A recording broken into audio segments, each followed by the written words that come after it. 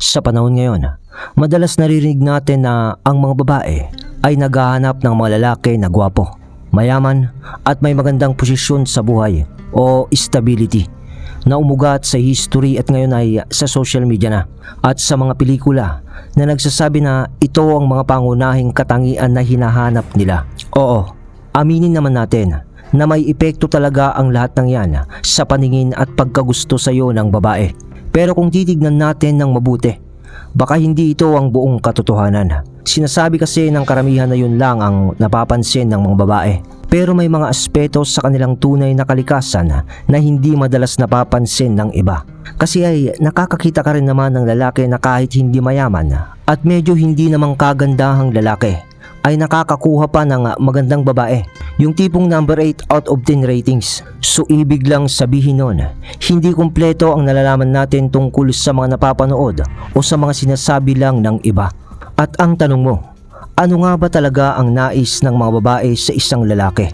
Hindi ba minsan ay hindi nagkakatugma ang sinasabi nila sa kanilang nagugustuhan? Dahil minsan pa nga, nakakakita ka pa nga ng adik pero mas pinipili nila yon kaysa sa lalaking nice guy kung tawagin. Ano ang mga bagay na hindi nakikita ng mga tao sa labas na nakikita ng karamihan sa mga babae? Yun ay dahil may malalim at makapangyarihan sa mata ng mga babae. Huwag kang magalala dahil sa ang 12 kagustuhan ng mga babae ay higit pa sa mga material na bagay. Ang mga ito ay hindi basta-basta kundi mga katangian na magpapakita kung paano mo sila tunay na maaabot o baka ma-fall nga siya sa'yo sa pagmamahal sa'yo. Pero hindi sa pamamagitan ng mga magarbong material na bagay, kundi sa pamamagitan ng mas malalim at tunay na aspeto ng pagkatao mo. Kung ikaw ay naghahanap ng paraan upang maunawaan kung paano makuha ang puso ng isang babae, ngayon na ang pagkakataon mo. Dahil itututok natin sa paksang ito ang iyong atensyon sa mga aspeto na madalas na hindi napapansin o hindi mo agad maiisip.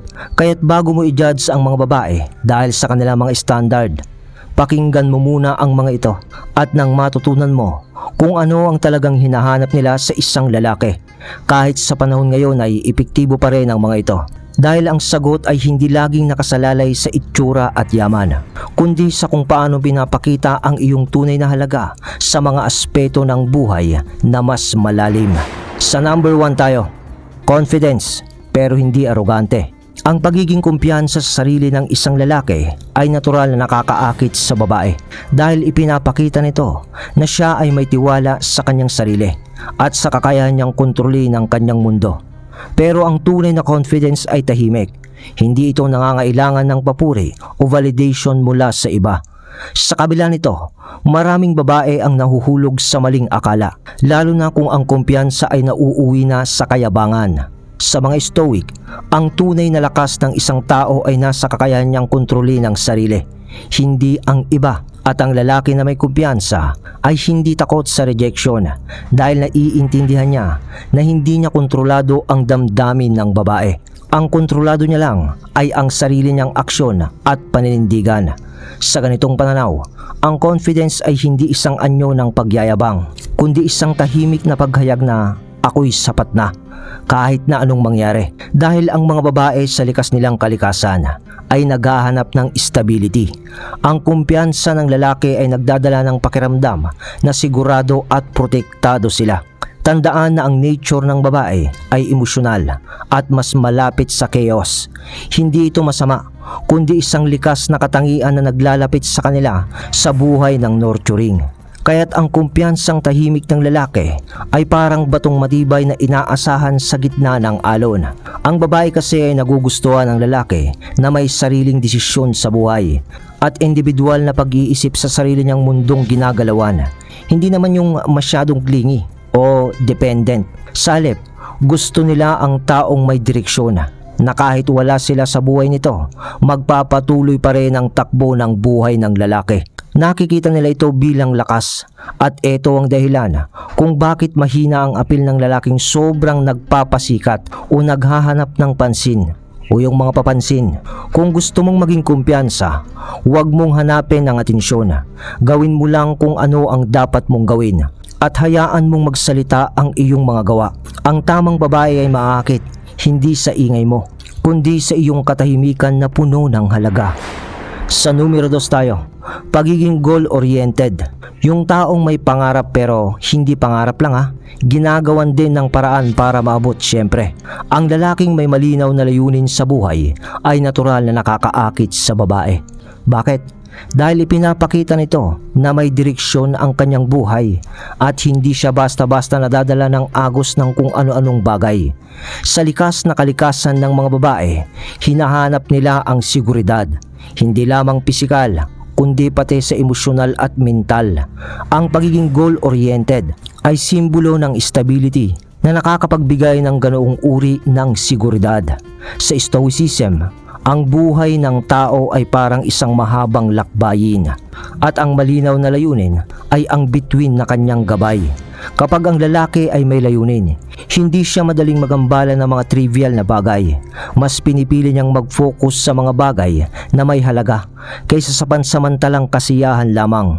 Ang ganitong mindset ay nakakabighani para sa mga babae dahil nararamdaman nila na ang lalaki ay hindi lamang nabubuhay para sa sarili niya, kundi para rin sa mas malawak na dahilan. Ang natural nature ng mga babae ay mas malapit sa emosyon at sila ang madalas na nagdadala ng chaos sa relasyon. Hindi ito negatibo, kundi bahagi ng kanilang pagiging malikhain at nurturing.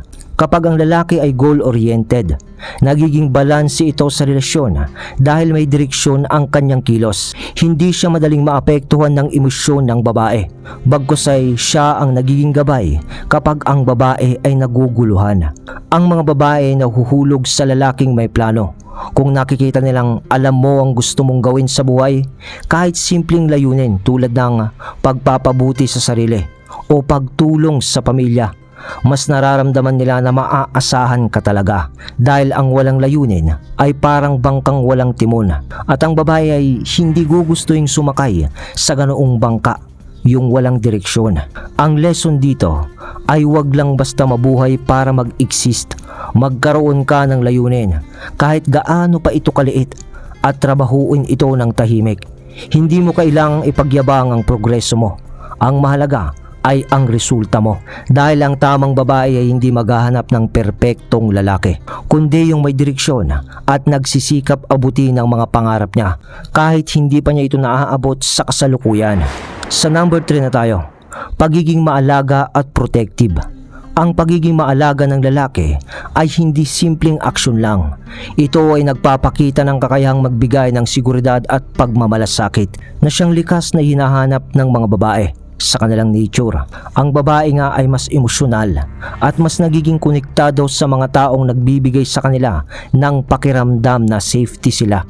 Kaya ang simpleng pag-aalaga ng lalaki, tulad ng pagbibigay ng jacket kapag malamig o pag-aalala kung nakakain na siya, ay may malaking epekto na yun sa kanila. Sa Stoicism, ang tunay na lakas ng isang tao ay hindi lang nasusukat sa kakayahang protektahan ang sarili, kundi ang kakayahang protektahan ang iba. Ang lalaking maalaga at protective ay nagpapakita na hindi siya makasarili. Ipinapakita lang niya na handa siyang isantabi ang sarili niyang kaginhawaan para sa kapakanan ng iba. Ang ganitong kilos ay tahimik na pahayag ng lakas at responsibilidad. Mga katangian nito na nakakapagbigay ng tiwala sa babae. Ang desire ng babae ay hindi lamang pisikal na proteksyon, kundi ang mas malalim na emosyonal na seguridad. Gusto nilang maramdaman na kapag nasa piling kanila, wala silang kailangang ikatakot. Sa likas nilang emosyonal na kalikasan, kadalasan silang nakakaramdam ng vulnerability. Ang pagiging maalaga ng lalaki ay parang assurance na may taong nag-aalala sa kanilang kapakanan at hindi sila nag-iisa. Ang babae ay nagkakaroon ng spark sa lalaking naglalabas ng malasakit sa maliit na bagay lamang. Hindi ito tungkol sa pagiging sobrang clingy o baka naman OA na proteksyon, kundi sa tamang balanse lang. Yung tipong sapat para iparamdam na siya'y mahalaga. Halimbawa, simpleng pagtawid sa kalsada habang inaalalayan siya, o pagsiguradong okay ang pakiramdam niya pagkatapos ng mahirap na araw ng trabaho. Ang mahalagang aral dito ay hindi mo kailangang magyabang ng yaman o kapangyarihan para magustuhan ka ng babae. Dahil sa sinasabi nilang strong and independent, may likas silang desire na maramdaman na sila'y inaalagaan at pinoprotektahan din. Kaya't huwag kang matakot ipakita ang malasakit mo. Hindi ito sinyalis ng kahinaan, kundi ng tunay na lakas, ang kakayahang magbigay ng kapanatagan sa iba. Sa number 4 na tayo, pagiging misteryoso. Ang lalaking may dating na misteryoso o palaisipan ay may kakaibang hatak din sa mga babae.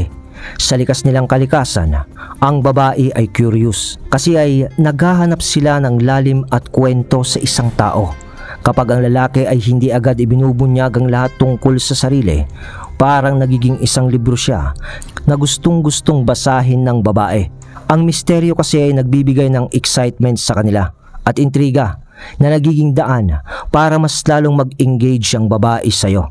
Sa Stoicism, may aral na nagsasabing huwag mong ipakita ang lahat ng braha mo. Ang lalaking tahimik pero may laman ng kilos at salita ay mas nakakahanga kaysa sa taong palaging nagbubuhos ng lahat ng impormasyon tungkol sa kanyang sarili. Pero hindi naman ibig sabihin nito na dapat kang magpanggap o magtago ng tunay mong pagkatao, kundi ang pag-iwan ng espasyo para sa ibang tao na kusang gustuhin o alamin ang tungkol sa buhay mo. Ang desire o pagnanasa ng mga babae ay hindi lang para makilala ang lalaki, kundi pakiramdaman na sila ay espesyal na tao na nakakakita ng lalim sa loob nito. Sa ganitong paraan, ang misteryo ng lalaki ay nagiging daan para sa mas malalim na koneksyon. Ang babae ay likas na naghahanap ng kwento, kaya nga may mga tsismosa, hindi ba? Kaya nga gusto nila ng lalaking may mga bagay na hindi agad nalalaman ng lahat. Bagay na parang iniingatan lamang para sa iilan. Ang babae kasi ay mabilis na mabored o maboring sa lalaking masyadong open book. Kapag ang lahat ng aspeto ng buhay ng lalaki ay agad nilang nalalaman, nawawalan sila ng excitement. Pero kapag ang lalaki ay parang may konting sikreto, hindi agad nagpapaliwanag ng bawat detalye ng kanyang nakaraan o hindi masyadong nagpapakita ng emosyon, mas gusto nilang tuklasin ito. Ang mahalagang aral dito ay hindi kailangang maging sobrang komplikado para magmukhang misteryoso. Sa halip, mag-focus ka sa pagiging genuine, pero hindi agad-agad na inilalabas ang lahat ng aspeto ng sarili mo. At ang tamang babae para sa iyo ay magpapakita ng interes dahil gusto nilang makilala ka ng mas malalim.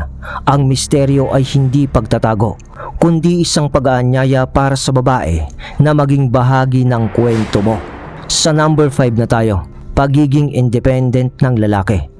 Pansinin mo, laging sinasabi ng mga babae ngayon, sa internet man o sa normal na buhay, na I'm strong and independent.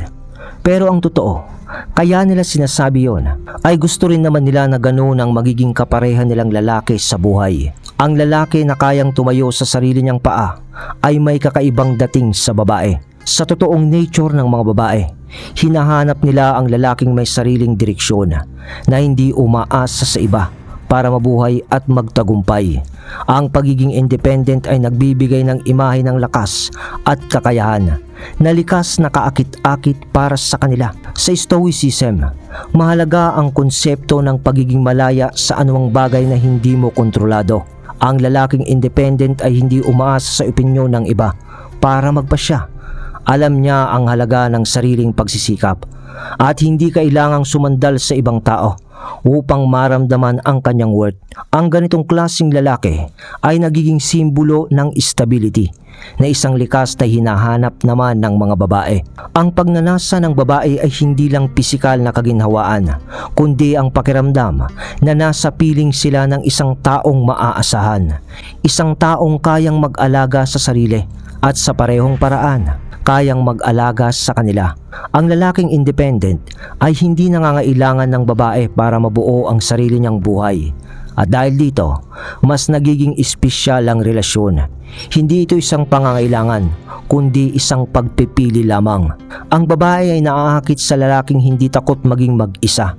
Kapag kaya mong magdesisyon, magtrabaho at mag-enjoy ng buhay ng hindi nakadepende sa iba, nakakaramdam sila ng respeto at paghanga. Pero hindi naman ito tungkol sa pagiging malamig sa iba o walang pakialam. Ito'y tungkol sa pagiging buo bilang tao kahit wala ka pang karelasyon o relasyon. Ang mahalagang aral dito ay huwag gawing sentro ng mundo mo ang sinuman, kahit na ang babae. Trabahuin mo ang sarili mong mga pangarap. Siguraduhin mong kaya mong mabuhay ng mag-isa at hayaan mong ang mga relasyon ang maging dagdag na halaga sa buhay mo lamang. Hindi ang kabuuan nito. Kapag nakita ng babae na kaya mong panatilihin ang sarili mong palasyo habang binibigyan siya ng espasyo sa loob nito, mas magiging malalim ang paghanga nila sa iyo. Sa uli, ang independence mo ang magbibigay ng kalayaan sa kanya na maging bahagi ng buhay mo nang walang takot na mawalan siya ng sarili niyang pagkatao. Sa number 6 na tayo, pagiging kalmado sa gitna ng problema. Pagpapakita kasi ito ng kahit anong mangyari sa buhay nyo, ay kaya mo silang itaguyod sa kahit anong problema pa na dumating. Ramdam kasi nila na nakasandal sila sa pader pag ganon. Kahit di nila aminin yan, yan ang totoo. Nature kasi yan ng biology nila. Ang lalaki na nanatiling kalmado kahit nasa gitna ng kaguluhan ay natural na kaakit-akit sa babae. Sa kanilang likas na kalikasan, ang babae ay emosyonal at mabilis na maapektuhan ng stress o pressure. Kahit kapag ang lalaki ay nananatiling composed, ito ay nagbibigay ng pakiramdam ng seguridad at kontrol na hinahanap nila. Sa Stoicism, itinuturo na ang tao ay walang kontrol sa mga panlabas na pangyayari. Ngunit may kontrol siya sa kanyang reaksyon. Ang lalaking kalmado ay hindi nagpapadala sa emosyon o takot, bagkus ay hinaharap ang sitwasyon ng may malinaw na pag-iisip. Ito ay nagpapakita ng isang uri ng lakas na hindi panlabas, kundi panloob, isang tahimik ngunit matibay na pundasyon. Ang desire ng babae ay hindi lamang masolusyonan ang problema, kundi ang maramdaman na may kakampi sila sa harap ng anumang pagsubok. Kapag ang lalaki ay kalmado, ito ay parang nagsasabing, huwag kang magalala, nandito ako, kaya nating lampasan ito. Ang ganitong uri ng presence ay nagbibigay ng comfort at tiwala sa babae, lalo na kung ang sitwasyon ay walang kasiguraduhan. Dahil ang babae ay mabilis na ma-fall o mahulog ang loob sa lalaking hindi basta-basta natataranta. Ang simpleng pagharap sa maliit na problema tulad ng flat tire o nawawalang susi nang walang reklamo o galit ay nagbibigay ng impresyon na ang lalaki ay may kakayang humarap sa mas malalaking hamon ng buhay. Sa halip na magpadala sa gulo, siya ang nagiging tagapamagitan at solusyon ng katahimikan. At ang mahalagang aral dito ay hindi mo naman kailangang magmukhang perpekto o laging tama. Ang kailangan mo ay ang kakayahang manatiling mahinahon kahit sa pinakamahirap na pagkakataon. Ang babae ay hindi naman naghahanap ng superhero na magliligtas sa kanila sa lahat ng bagay. Sa halip, gusto nila ng kasama na magpaparamdam na kahit anong mangyari, hindi sila nag-iisa. Ang pagiging kalmado ng lalaki ay parang hudyat na kaya niyang hawakan ng sitwasyon ng may dignidad at tapang. At ito ang tunay na hinahangaan nila. Sa number 7 naman tayo, kaibigan. Pagiging consistent sa salita at gawa. Narinig mo na ba ang kasabihang ang lalaking may isang salita, pero hindi sinasabi ang babaeng may isang salita? Dahil yun ang katibayan din na may paninindigan ang lalaki na pag sinabi niya ay ginagawa niya. Ang lalaki na tumutupad sa kanyang salita ay lubos na hinahangaan ng babae. Sa nature ng mga babae, naghahanap sila ng stability at tiwala. Kapag ang isang lalaki ay consistent sa kanyang mga sinasabi at ginagawa, nagbibigay ito ng pakiramdam ng seguridad at katiyakan na likas na hinahanap nila sa isang relasyon.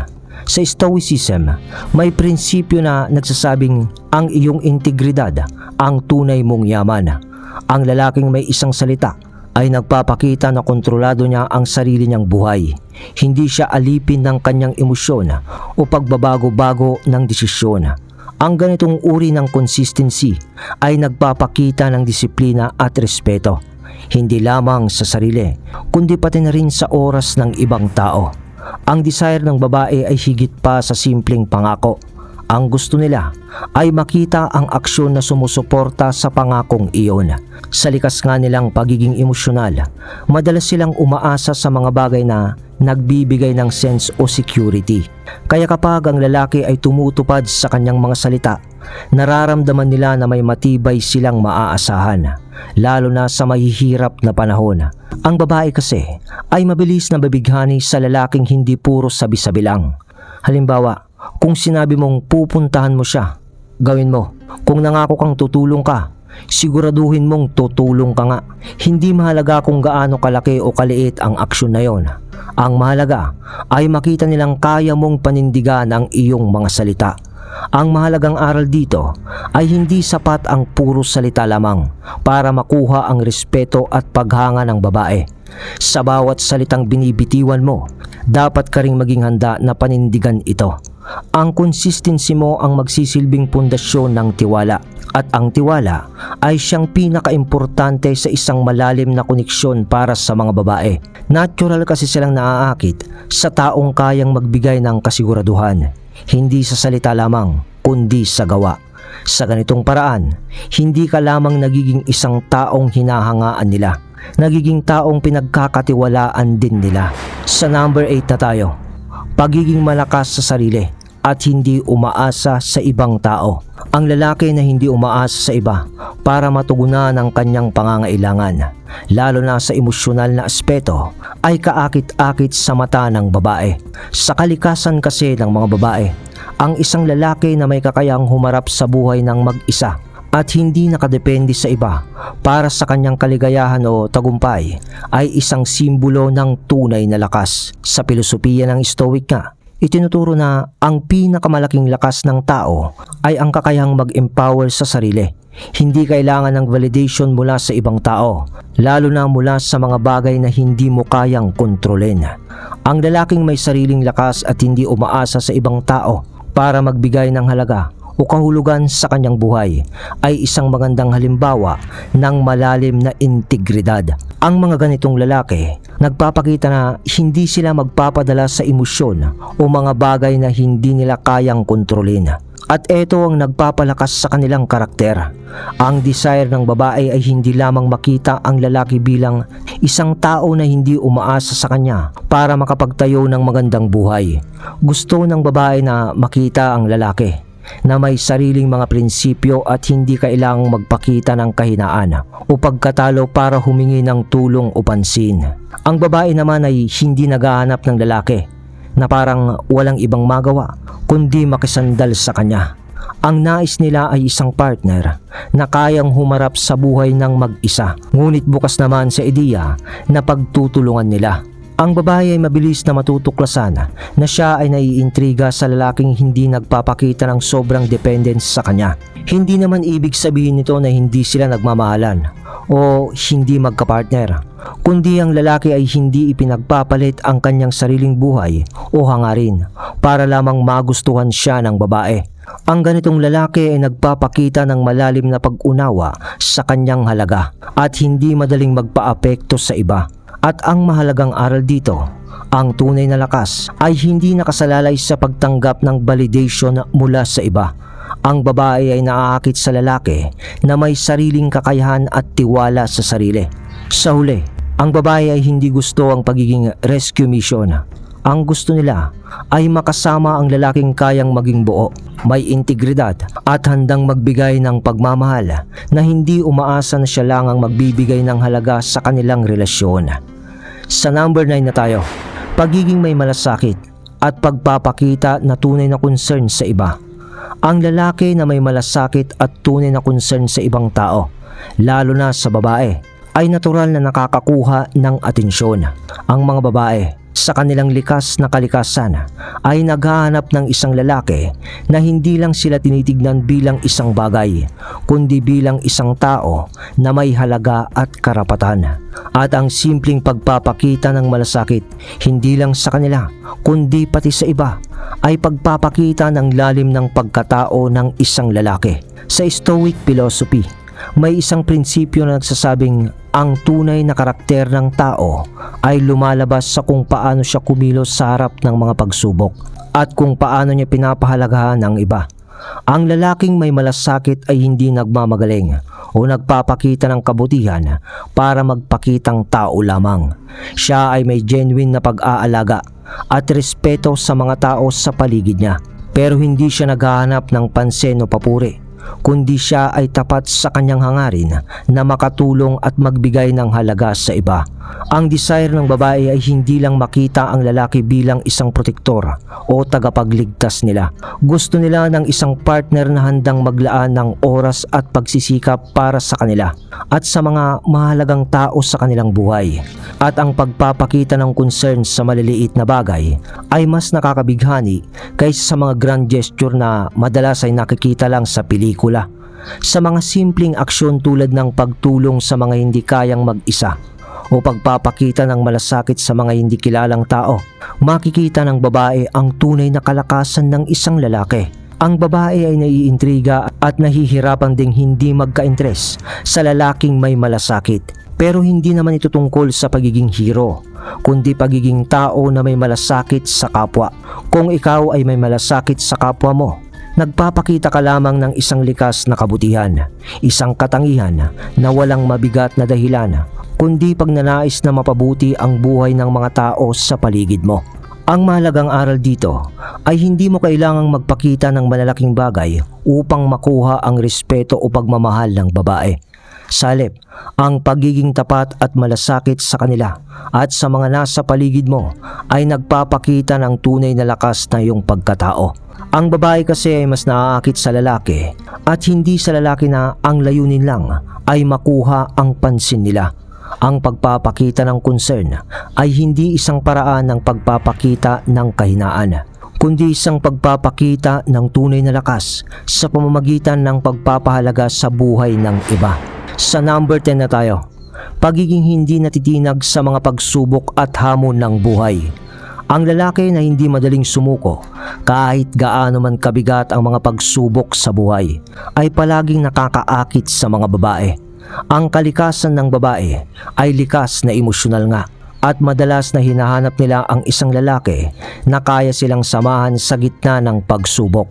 Gusto nila ng lalaking hindi natitinag sa mga hamon at patuloy na lumalaban para sa kanilang mga prinsipyo at layunin.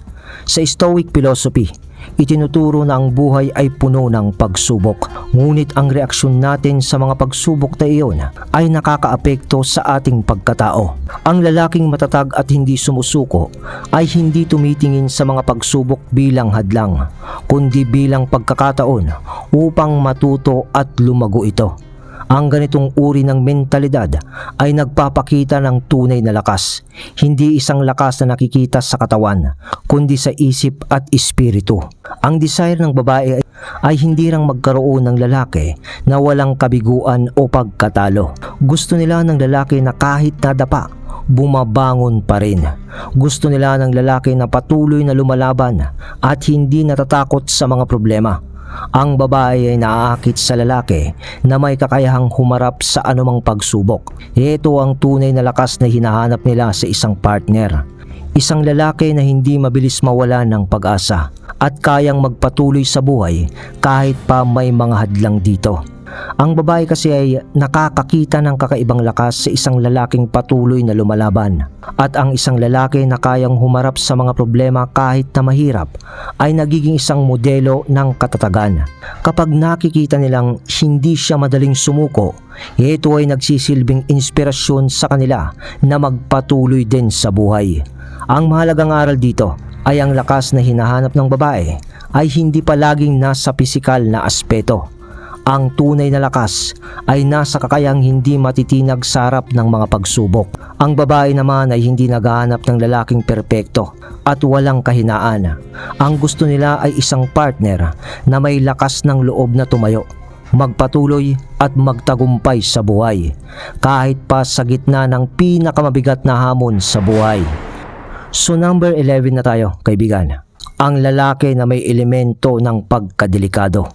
Isang aspeto na madalas na hindi pinag-uusapan pero totoo. Ang mga babae ay naaakit din sa mga lalaking mayroong kaunting kadelikaduhan na katangian. Pero hindi naman ito nangangahulugan na naghahanap sila ng panganib o kalamidad sa kanilang buhay.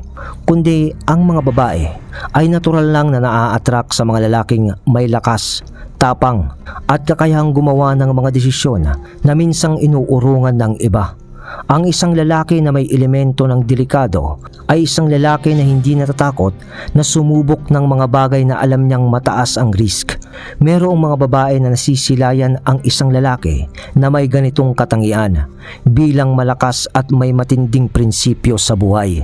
Ang delikado na karakter ay hindi palaging tungkol sa pisikal na panganib, kundi sa pagiging handa mong pumasok sa mga sitwasyon na walang katiyakan na kalalabasan, ngunit patuloy kang lumalaban para sa iyong mga paniniwala at layunin sa buhay. Ang ideya ng pagiging delikado ay hindi lamang pisikal o madalas na magulo. Ito rin ay nagsasalamin sa mentalidad at lakas ng loob ng lalaki. Karamihan kasi sa mga babae ay nakakaramdam ng seguridad sa isang lalaking may peligro sa buhay, pero hindi naman natatakot na harapin ang mga pagsubok. Ang mga lalaki na hindi takot magsalita ng kanilang opinyon, magtanggol ng kanilang mga ideya at magsagawa ng mga hakbang na nangangailangan ng tapang ay nagiging mga tao na puno ng misteryo at nakakaakit sa kanila. Ito ang mga lalaking may hindi pangkaraniwang tapang na gumagawa ng mga bagay na alam nilang hindi lahat ay kayang gawin. Ang kanilang kadelikaduhan ay hindi naman paghahanap ng gulo, kundi isang pagpapakita sa buhay na hindi sila natatakot maglakbay sa madilim na kalsada at kahit madapa man ay tatayo pa rin. Ang babae ay hindi naman naghahanap ng lalaking mapanganib sa paraang magdudulot ng masama, kundi ang lalaking may kakayahang kumuha ng risk at magtagumpay sa kabila ng lahat. Sa uli, ang pagnanasa ng babae ay hindi sa literal na panganib, kundi sa isang lalaki na handang maglakas loob at magsakripisyo para sa mga bagay na mahalaga sa kanya. Ang delikado ay hindi laging kasamaan. Minsan, ito ay isang simbolo ng lakas at tapang sa pagharap sa buhay. Sa number 12 na tayo. Mag-subscribe ka muna, kaibigan. Pampagana naman. At eto na ang panghuli. Mag-isip ka na parang hari. Isa sa mga pinakamakapangyarihang katangian na nakakaakit sa mga babae ay ang kakayahang mag-isip at kumilos na parang isang hari. Pero hindi naman ito nangangahulugan na kailangan mong magsuot ng korona o mabuhay sa isang palasyo. Ang ibig sabihin nito ay ang pagpapakita ng leadership, pagpapasya at disiplina sa sarili na may kasamang respeto at dignidad. Ang isang lalaking may haring mindset ay hindi natatakot na tumanggap ng responsibilidad at tumayo para sa kanyang mga desisyon. Mayroong isang natural na otoridad na sumasabay sa kanyang pagiging matatag sa buhay. Hindi siya nanghihingi ng permiso para magdesisyon, kundi siya ay nagkakaroon ng sapat na kredibilidad at tiwala sa sarili upang mag-lead, hindi lang sa buhay, kundi pati sa mga relasyon. Ang mga babae sa kanilang likas na kalikasan ay naa-attract sa mga lalaki na may kumpiyansa sa kanilang sariling kakayahan bilang parang isang hari. Kung ikaw ay may kakayahang mag-isip at kumilos na parang isang hari, ibig sabihin, pinapakita mo ang iyong likas na lakas hindi lang sa pisikal na aspeto, kundi pati na rin sa mentalidad at emosyon. Ang mga babae ay mas interesado sa lalaki na may kakayahang mag-lead at magbigay ng direksyon kaysa sa isang lalaki na walang malinaw na layunin sa buhay. Hindi lang ito tungkol sa pagiging mayaman o may kapangyarihan, kundi tungkol sa pagiging isang tao na may disiplina at mataas na standard sa sarili. Ang mga lalaki na mag-isip at kumilos na parang hari ay may likas na karisma, respeto na hindi kailangan pang ipilit o ipakita sa iba. Meron itong isang dignidad at tiwala sa sarili na mahirap na hindi pansinin, dahil ang mga babae ay naghahanap ng lalaki na may kontrol sa sarili at sa kanyang buhay at hindi natatakot na magbigay ng direksyon at mag-lead. Hindi nila hinahanap ang mga lalaking naguguluhan o malinaw na plano sa direksyon ng kanilang buhay, kundi ang mga lalaking may kakayang magtaguyod ng isang matibay na hinaharap at tumayo bilang isang natural na lider. Ang pagiging hari ay hindi nakabatay sa titulo o posisyon, kundi sa pagpapakita ng karakter at kakayahan mo. At ang malupit dito, Brad, sa 12 katangian na sinabi ko, pag nagawa mong i-apply ang kahit hindi man lahat niyan, ay mapupunta ka rin naman sa pagiging successful sa buhay. 95% accurate yan. Kaya kahit hindi mo man magamit yan sa mga babae, Brad, sa pag-asenso mo naman sa buhay, babae na rin lang ang kusang lalapit sa'yo, hindi ba? Kaya dun ka na mapupunta sa nagustuhan ka dahil mayaman ka. At doon ay hindi mo na rin magiging problema ang pagiging gwapo o pangit pa. Hindi ba? Ang lupit. Yun lang naman, kaibigan.